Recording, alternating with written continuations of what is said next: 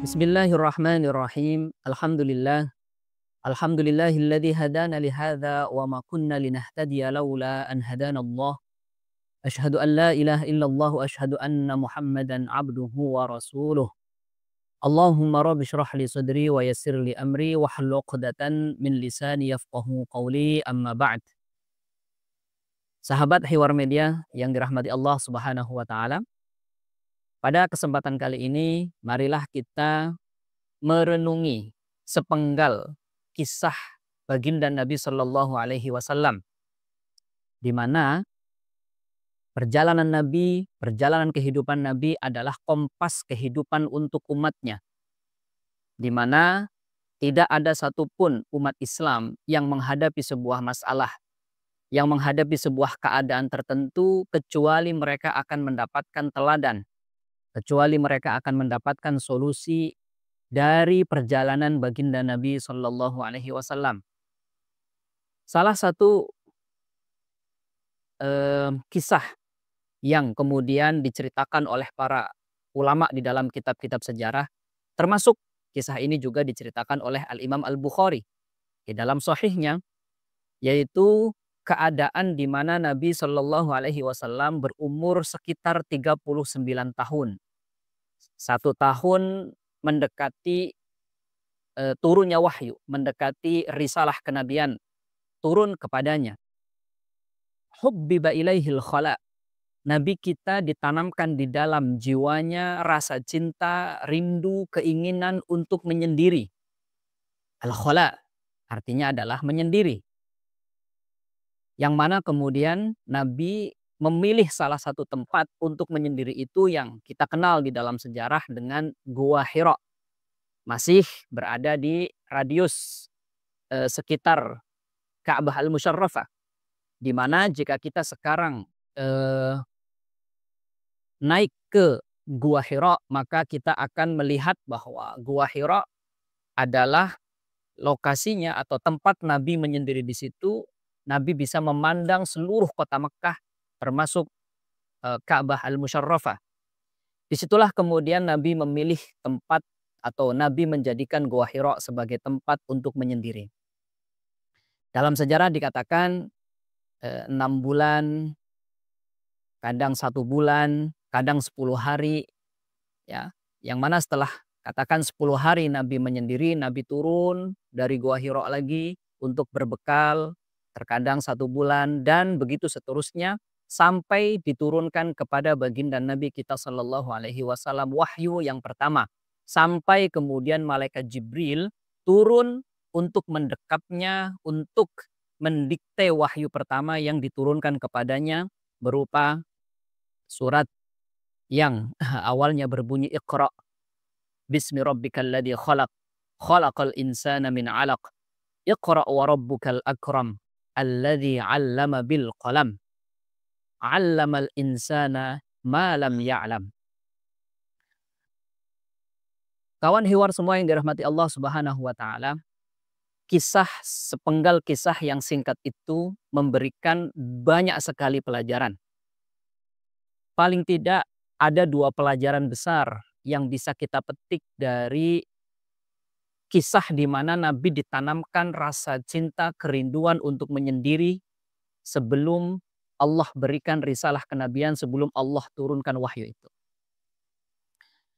Kisah menyendirinya Nabi di Gua Hira ini adalah pesan penting bagi umat Islam seluruhnya dan secara khusus bagi para pendakwah, secara khusus bagi para ulama, di mana para pendakwah, para ulama hum warasatul anbiya, mereka adalah para pewaris Nabi, di mana umat Islam secara umum harus melihat kisah ini sebagai sebuah pelajaran yang sangat penting dalam kehidupan mereka.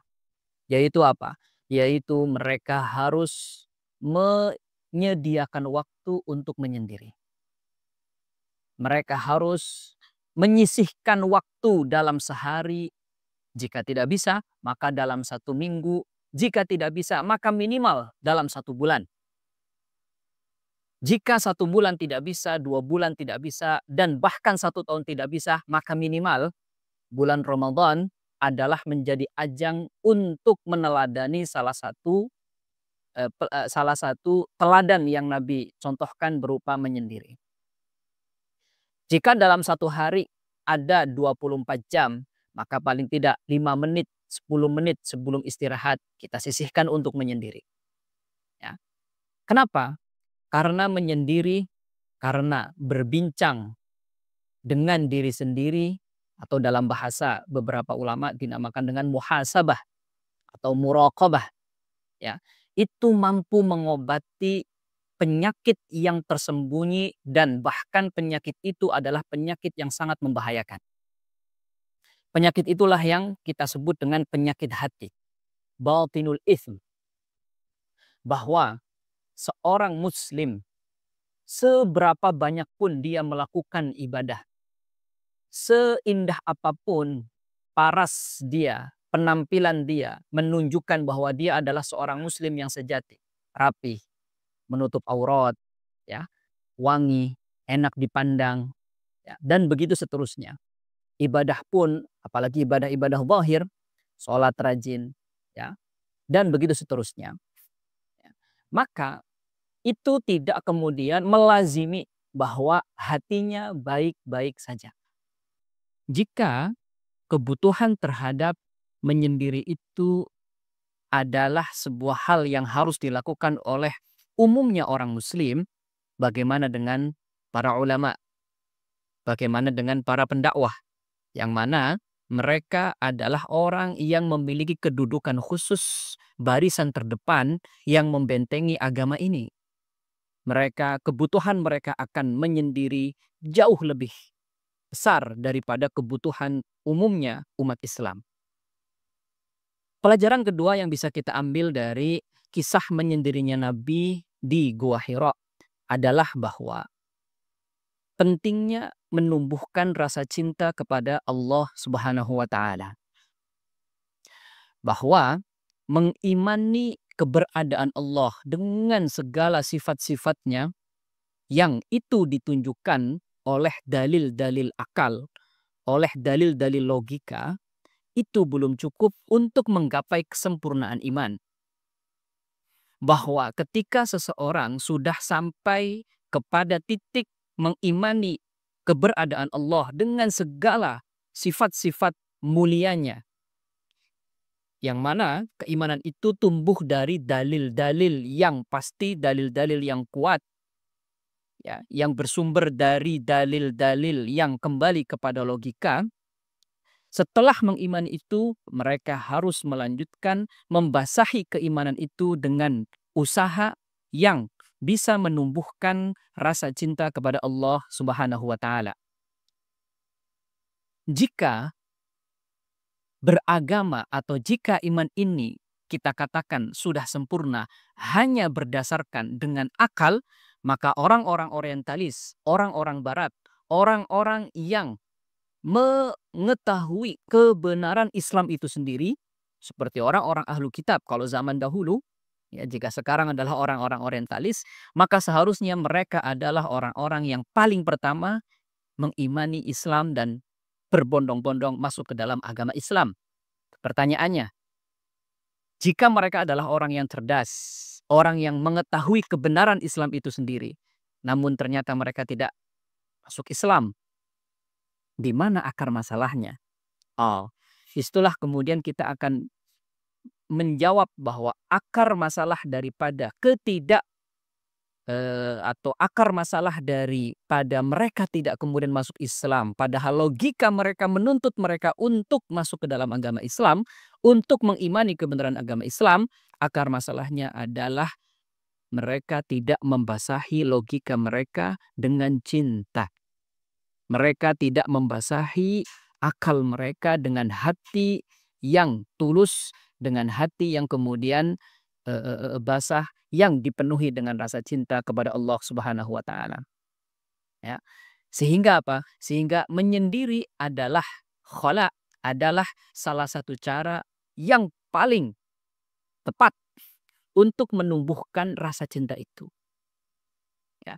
Bagaimana di sana ya, ketika orang berbicara dengan diri sendiri ya, kemudian, mengintrospeksi diri ya, maka dia akan menemukan bahwa dirinya adalah makhluk yang kecil, bahwa dirinya adalah makhluk yang tidak ada apa-apanya dibanding kekuasaan Allah, bahwa dirinya hanyalah debu yang berterbangan. Kemudian dia terus memikirkan nikmat-nikmat Allah. Dia terus memikirkan apa yang sudah Allah berikan, bahkan tanpa dia minta, ya. Kemudian jika dia terus memikirkan lebih dalam bahwa apa yang dia ketahui tidak lebih banyak dari apa yang dia ketahui. Bahwa peran dia dalam kehidupan ini tidak lain dan tidak bukan hanyalah peran yang mungkin hanya setetes agar dia bisa hidup. Contoh sederhananya bahwa ketika dia makan, kemudian makanan itu akan diolah oleh tubuh kita. Peran manusia hanyalah sampai titik menyampaikan makanan itu ke mulut, kemudian menelannya. Setelah menelan, apa peran manusia terhadap makanan itu? Yang kemudian diolah menjadi tenaga, diolah menjadi darah, ya, yang kemudian bisa menyambung kehidupan dia. Dan begitu seterusnya. Seorang muslim jika dia menyendiri dan memikirkan hal-hal itu, hatinya akan semakin lembut, hatinya akan basah, hatinya akan tumbuh di dalamnya rasa cinta kepada Sang Pencipta, kepada Allah Subhanahu wa Ta'ala. Ya, yang mana rasa cinta itulah kemudian yang akan semakin menguatkan iman yang sudah dia hasilkan dari logika berpikir dia. Rasa cinta itulah yang akan membuat dia semakin kuat, semakin kokoh, semakin tulus di dalam memperjuangkan agama Islam. Rasa cinta itulah yang kemudian bisa menjadi pemantik cinta Allah, di mana Allah Subhanahu wa Ta'ala akan membangga-banggakan hamba yang telah mencintainya. Allah akan membangga-banggakan kepada malaikat bahwa para malaikatku, lihatlah, itu adalah hambaku yang cinta kepadaku. Ketahuilah kalian pada para malaikat bahwa aku mencintai hamba itu. Setelah malaikat menerima kabar bahwa Allah mencintai hamba itu, malaikat juga akan membangga-banggakan kepada seluruh penduduk bumi. Ya ahlal ard, wahai penduduk bumi, ketahuilah bahwa Allah telah mencintai hamba itu, fa'ahibbuh, maka cintailah hamba itu. Disitulah kemudian salah satu rahasia agar dakwah mudah diterima. Disitulah kemudian agar risalah Islam, kebenaran yang Allah titipkan di lisan seorang hamba itu bisa tersampaikan kepada khalayak. Mereka bisa menerima, mereka bisa mengambil pelajaran dan bisa mengaplikasikan apa yang mereka terima dari dakwah yang kita sampaikan. Berawal dari cinta. Kawan hiwar semua yang dirahmati Allah Subhanahu wa Ta'ala. Terakhir, marilah kita sedikit membahas bahwa di sana ada perkataan yang mengatakan, ada persepsi yang mengatakan bahwa agama Islam adalah agama yang antisosial.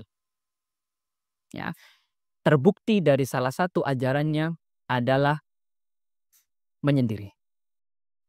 Terbukti dari salah satu ajarannya adalah misalnya di 10 hari terakhir bulan Ramadan sangat dianjurkan sekali bagi umat Islam untuk beriktikaf di masjid, menyendiri. Ya. Nah, dari apa yang tadi kita sampaikan, maka kita bisa menjawab dengan mudah syubhat itu. Bahwa menyendiri adalah obat dari penyakit hati. Menyendiri dianjurkan, diajarkan di dalam agama kita bukan untuk sebagai ajaran pokok yang tidak ada filosofinya. Filosofi daripada ajaran menyendiri itu yang dicontohkan oleh baginda Nabi Shallallahu Alaihi Wasallam adalah sebagai obat, mengobati penyakit hati. Sebagaimana kita tahu, logika sederhana sebuah obat adalah kita akan menggunakan obat itu jika ada penyakit. Jika tidak ada penyakit, maka kita tidak akan menggunakan obat itu. Seandainya pun kita mengkonsumsi obat, maka obat itu akan dikonsumsi sesuai dengan kadarnya. Bahkan jika obat itu dikonsumsi melebihi dosisnya, melebihi kadarnya, obat itu akan berubah seketika menjadi penyakit. Begitulah kurang lebih ajaran khala, ajaran menyendiri yang Nabi kita contohkan kepada umatnya. Ya, bahwa ajaran ini tidak kemudian untuk dilakukan dan melebihi ajaran-ajaran sosial, ajaran-ajaran ibadah mahdhah, dan begitu seterusnya. Ya, ajaran ini adalah ajaran yang dilakukan sewaktu-waktu, namun tidak kemudian menjadi prioritas utama sehingga menghalangi orang itu turun yanzil 'alan nas, sehingga orang itu tidak bisa berkontribusi dalam aspek sosial dan begitu seterusnya. Kawan hiwar semua yang dirahmati Allah Subhanahu wa taala, dengan begitu maka sebagai penutup, maka marilah kita terus menumbuhkan rasa semangat untuk selalu membaca sirah Nabi Sallallahu Alaihi Wasallam, karena di sana ada solusi, di sana ada obat dari berbagai macam penyakit. Terima kasih.